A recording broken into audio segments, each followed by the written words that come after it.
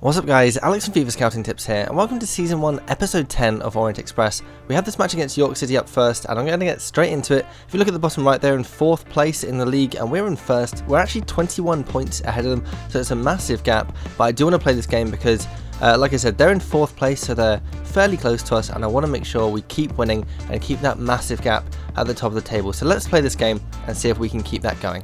We were quickly out the blocks with the first attack of the game, Cox turning aside his man, striking a right foot shot. Goalkeeper reacted late and just got there in time to turn it behind, but we made up for not scoring there with Spark getting past his defender with ease and just stroking the ball into the corner of the net. He just made it look so simple to score that goal. Really straightforward, cool, calm and collected finish, really nice to see, and that then being his 6th goal of the season in the league so far, getting a few goals for us recently. We kept up the pressure and could have had another goal. Spark stepped inside his defender, and this one just whistling past the post, very unlucky there not to hit the target, and we almost had a second soon after again. This time it was with Schuster, but a rare miss from him, sending it wide of the post. We then came in at halftime 1-0 up, and we had hardly any possession as usual. I just spent most of the half chasing the ball around. It's very hard to get opportunities, but we did get a few, as you saw. So we had 5 shots, 2 of them on target. They had 3 shots and 1 on target. For all their possession, they were going forward, but not a huge amount. They weren't really doing amazingly well in that half, but that all changed in the second half. They started to put some real pressure on. Their first opportunity of the half, a header that was just wide of the post. I was lucky to get away with that one, and then they made amends for it soon after though. A very similar attack with a cross in, nobody marking their striker whatsoever, and he had a free header, an easy goal for him to score really. And then a very similar opportunity later on, another cross, another unmarked striker. This time luckily it was straight at Taylor, so a bit frustrating, but we ended up drawing that one 1-1. That half was all about them. They had 7 shots and 3 on target. I didn't have any shots at all in that half. I ended up with 5 shots and 2 on target, the same as what I had in the first half, and they had 66% of the possession. As you can imagine, it was a really boring half. They just passed the ball around the defence. I couldn't get anywhere near it at all to create any opportunities. Very difficult to carve out any chances, and I had to really settle for the 1-1 draw. In terms of ratings, Moore got a 7.0, but nobody else got above 7. Spark got a 6.9, which is okay, but we just really did not do good enough. We didn't do enough to get more than a 1-1 draw. After that game, we've got a training session, and I've changed a couple of players, put in Cabrera, who's really close to going up a new level, and Grimaldi, that badly mispositioned player. He's rated 39, but I think I'll go up much higher if I put him as a defender, I think. Can't remember exactly how much it is, but I'm going to be training them up because they're quite close to growing. Same with the rest of the players here, so hopefully we'll get some decent growth with all of them, grow up a level or 2. So there you go, Grimaldi has gone up a level, Viatri got an A and has gone up a level as well, and so has Laird, he's now up to 59. Spark and Cabrera didn't grow much. Most people actually got a D, which is a bit annoying, but they still mostly got some growth, so decent performances there from a few players. Okay, up next we have this match against Carlisle, but I'm going to sim it because they're right down the bottom of the league, and I think it's important to get onto tougher games against harder opponents, so we'll get through this one quickly, and we win 3-1. Martin gets a hat-trick, a really good performance there from our scouted player. Must have been man of the match, a really good game for him, so we'll move on to the next one. Straight into the next game, and this one is against Bristol Rovers. Once again, I'm going to sim it because they're near the bottom of the table again, and I want to see if we can rack up a nice high victory against an easy opponent. And yeah, we win 3-1. Good performance all round. Spark, Cox and McCallum getting the goals. Really good to see Spark getting on the score sheet once again. So time for more training. I've swapped in a couple of players, Gunduz because he's nearly growing a level, and Horgan because I want to train him up a bit because we've got a lot of goalkeepers, so we may as well try and get some pretty good before we sell them or whatever. So Gunduz gets an A but doesn't quite grow up a new level. Spark grows a little bit, and so does Horgan, despite getting a D and an F, which is really annoying. Cabrera got a D as well, so he still hasn't grown, still right on the edge of going up to 59, so hopefully he'll grow next time. So one more sim game to go. This one's against Hartlepool. Once again, they're not really doing very well in the league, so it's a good chance to get a really good result against them, score some goals, and yeah, we win that one 2-1. Gunduz and Turgut getting the goals for us. And as usual, straight after a game we have a training session. I've kept the players the same this time because most of them are pretty close to growing up a level, so I'm confident this time they finally will. And yes, they do. Cabrera, Gunduz and Spark all growing a level. Thank goodness Cabrera finally got some growth going. Horgan didn't this time, but he's doing well anyway, I think, so it's not such a big problem. So it's really good to see Cabrera, Gunduz and Spark all growing up an extra point. So now that I've got those sim games out the way, I'm going to play this game against Burton. They are mid-table, so better than some of the teams we've been playing recently that we've been simming against. So like I said, I'm going to play this one, so hopefully we can get a really good result. So let's see if we can score a few goals. We started well with Bresson winning a free kick just outside of the box. He got up from that, took the free kick himself, curled it up and over the wall and into the goal. A lovely, lovely free kick there. Goalkeeper really stood no chance. Bresson did everything right there to get it past the wall, and then the goalkeeper as well. A really nicely taken free kick. That was his third goal in the league so far this season, and we almost had a second one shortly after as Gundogan came down the wing with a great cross into the box, but Cox missed an absolute sitter. He was only 4 or 5 yards out and he didn't even hit the target. Really disappointing. And that was it for that half. We were 1-0 up at half time with 5 shots and 2 of them on target. We only had 36% of the possession, and for all their possession, Burton didn't have a single shot. Nothing, no attempts on goal, no shots whatsoever. They just did nothing but pass the ball around. It was so frustrating. Just couldn't get the ball back at all. I had the odd chance here and there, but really nothing at all. It was a very, very boring half, unfortunately. Really hard to carve out any opportunities, and the second half was more of the same. Their first opportunity came in the 83rd minute, and they didn't even mean it. They crossed it and almost caught Taylor out.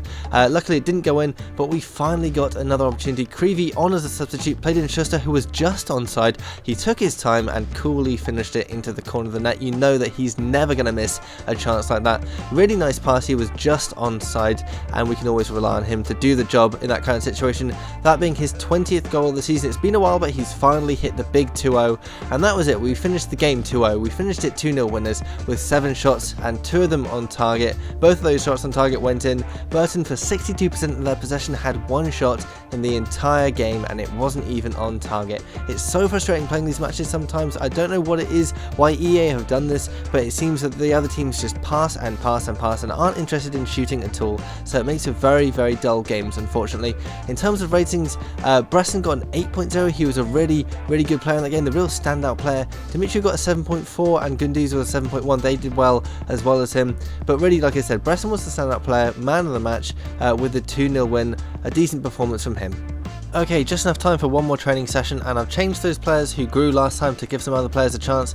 Training Bresson on a couple of things, passing and dribbling, and also Rodriguez, one of our players in the youth academy, on passing, and keeping Horgan in there as well because I think he could grow some nice amount here. And yep, he's grown a level up to 66. He got an A on his throws and drop kicks. Bresson did pretty well, getting close to 70 now. Rodriguez didn't seem to grow very much there at all. A little bit disappointing, but overall some decent growth there, especially from Horgan. Okay, so I've got my 3 scouts available. I did kind of forget to send them out early on in the episode, so I do apologise for that. Sorry about that, but we will send them out now. So I've been thinking we've got quite a lot of youth players either in our academy or promoted. So really, I kind of want to pick the best of the best ones that I get. Not get too many more scouted players because we won't be able to give them all game time and get them growing. So just sort of taking on the best players into our academy and then promoting them, really, I think. So for that, we want to go to the best places that we can possibly scout. So I think we're going to send our best scout here, Michelini. We're going to send him to Brazil, I think, because it is the best place you can scout. Brazil and Argentina, top 2 locations. So I'm not really too fussed about what we find. We've got all kinds of different positions already found, so there's not really anything that we desperately need, I don't think. So we'll go for 6 months in Brazil and see if we can find some good players. Then with Bernardo Lobo, we're going to send him to Argentina, another very good location to scout. Going to find loads of good players there, hopefully. So again, we'll send him there for 6 months, looking for any type of players. And then finally, Freddie Swan, our 2-star scout. I think I kind of want to keep it slightly realistic, even if it's not hugely realistic. I mean, going to Brazil and Argentina, not the most realistic thing in the world, but we do want to get good players. But I want to look in one of the UK nations or Ireland, I think. Probably just stick to England, I think, just to keep it simple. 6 months. Again, I don't think I really have any preference on where to look or what type of player, sorry, because we've got all sorts. We're not really missing anything. So I think, again, I'm just going to look for any for 6 months. If you've got any ideas for any other places I should scout next, or any type of players you want me to scout for next time, do let me know in the comments, and we can do that once these scouting trips are over. Right then, first of the month, and that means it's time to look at our scouted players. We have Danny Taylor on 72 plus 14, then we have Lucas Gundogan on 67 plus 3, Moritz Weitzner, that newly promoted player, on 63 plus 2. Nice growth considering he's only just joined us and his physical stats are growing as well, which we love seeing, and he's got potential to be special as well, so you know he's going to keep on growing the further he goes along in his career. Then we have Nicholas Viatri on 66 plus 3, then Stephen Laird on 59 plus 3, then Scott O'Halloran on 62 plus 4, Then we have Loris Dimitriou on 67 plus 3, 81 ball control. Really exceptional stat that for his overall, and 75 short passing as well. Combined with his decent pace and vision, he's a really useful little player. You know, Ben Creevy, he's newly promoted as well on 56 plus 2, and once again, physical stats are growing, which is very nice to see. You don't see that too often with scouted players. Quite often they can just get stuck, but these two players, Creevy and Weitzner, seem to be growing nicely on their physical stats. Then we have Andrea Brasson on 70 plus 3, did really well in some of the games in this episode, scored some goals, just did some really good stuff in the matches we've played, so he's a very, very useful player for us. Then we have Mark Stokes on 58 plus 3, and then Stephen Martin on 55 plus 4. Then we get to Melvin Schuster, the main man, on 70 plus 5. He's now got 20 goals in 31 total appearances, including 20 in 25 league appearances, 7.5 league rating. One of the best players in the league, I think, in terms of ratings, and definitely the best in the league in terms of goals. And then we have Paul Spark on 64 plus 6, some fantastic growth from him. Best outfield player in terms of growth this season, and his pace is growing again. It was on 83 before this month, now it's up to 84, his sprint speed, so that's going up nicely. Hopefully pretty soon he can become a speedster and get to 90 on both of them. And he scored 8 goals in 22 appearances, done pretty well in this episode as well. So that is how our promoted players are doing so far this month. Right then, time to have a quick look at our academy and decide whether we're going to let anyone go or keep them, that kind of thing. So we have Cristobal Cabrera on 59 at 16 years old, 70 to 84 potential. He's probably got potential in the late 70s, so we could feasibly drop him. He's not going to be a world beater perhaps. Then we have Davide Parodi on 48 at 17 years old, 72 to 88 potential, so he's got a bit of a better potential, but his overall is much lower, and also his age, he's a bit older as well. So not really sure what to do with this guy. In terms of stats, he's more of a centre back, which probably explains his low overall, but let me know what you think about this guy. Then we have Diego Rodriguez on 62 at 15 years old. No worries there about his overall, but his potential isn't amazing again. This seems to happen a fair amount. You get a player with a very good overall for their age, but their potential isn't great. And then on the other hand, you get players with very low overalls, but very high potential. It seems like it's quite difficult to get the sort of mixture where you get high overall and high potential. It doesn't happen hugely often. But then we have Frank Boyle, another example, low overall but high potential. That's because he is much more of an attacking player, but he's actually played at centre back. So you want to play him as an attacking midfielder or a wide midfielder where he's much better. Then we have Kevin McKenzie on 59 overall and 74 to 80 potential, fairly average I suppose. Then Mark Jacob, 63 overall at 15 years old, which is fantastic for his age, 78 to 92 potential, so he's maintaining his high potential, which is good. Really like to see that. Then Matthias Zampano, 56 overall at 18 years old and 86 to 94 potential, fantastic potential there. Much more of a striker, his highest stats are his shot power and his finishing as well as his sprint speed, so he's a striker really, much more than an attacking midfielder. Then we have Nicolas Sanalia on 53 overall, 75 to 93 potential, again very high potential.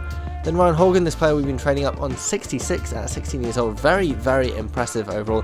His potential isn't very high, but this is the player where we're trying to see if we can get him to go over his potential by training him up lots, so we'll have to see how he does in a bit more time. Then Samir Grimaldi on 40 overall, 69 to 89 potential. Now I was thinking of keeping this guy because he had very high potential last time round, even though he had a chronically low overall. His potential has now gone down a bit, so next month if it goes down again, we've got a good excuse to release him because he's obviously got a very poor overall. Because he's mispositioned, he's much more of a defender than a midfielder, but without a high potential there's not a huge amount of point in keeping him. Then finally we have Tom Stevens on 49, 77 to 83 potential, so pretty decent potential. Once again, he is a striker much more than a midfielder. So that is how our youth academy is doing this month. Let me know if I should release any of these players or keep any of them. I want to hear your thoughts on that. So that is it for today's episode of Orient Express. I have run out of time. We got this game against Rochdale next, but we are really running away with it in the league. We've got 89 points and the next closest team has 62. I did get a message the other day saying that we've basically qualified for the playoffs, so hopefully it won't be long now until we outright win the title. We've still got plenty of time left. We're in March, still a couple of months left in the season, but we could win it already, so we're doing really well. But please do let me know if you've got any ideas about making the games more interesting, because I'm really struggling with playing against the AI. It just passes and passes and passes. I find it really boring. It's really difficult to get the ball back and create opportunities for myself. So if you've got any ideas about that, maybe changing some of the sliders or anything else like that, do let me know. Thinking maybe about doing a different series, maybe something online where you play against other people, because that's always much more entertaining to play those games, because the AI seems to be very broken. It seems very boring, at least, to play against. So if you've got any thoughts about playing online stuff, trying to keep it within sort of career mode theme, I was thinking maybe something like an ultimate team thing where I use only players that I've recommended in the articles on my website, like good cheap hidden gems, that kind of thing. Maybe something like that, I don't know, something sort of career mode flavoured, but something that's a little bit different. So if you've got any ideas for that sort of thing, let me know in the comments, anything you want to see on this channel. Also, don't forget that the Scouting Dog contest this month is on the highest overall centre backs aged 18 or under. So if you found a player that matches that description, make sure you take a picture when they are in the youth academy or just after they've been promoted. You can then send that picture to @FIFA Scouting on Twitter using the hashtag ScoutingGod, or you can submit it on facebook.com/FIFA-Scouting-Tips, or leave a link to the image in the comments below, or submit it on FIFA-Scouting-Tips.com. There's loads of ways of doing that. That will end at the end of January, so still a little bit of time left on that one. We've had some good entries, so I want to see what you guys can come up with. So keep all your feedback coming, any sort of stuff you want to see on this channel. Make sure you leave a like as well if you enjoyed this video, and thanks for watching. And this month's winner is Melvin Gondorf, found by Harry Easton. He is rated 94 at 18 years old. 94 at 18 years old, just think about that for a minute. That is absolutely insane. This has got to be the best scouted player I have ever seen.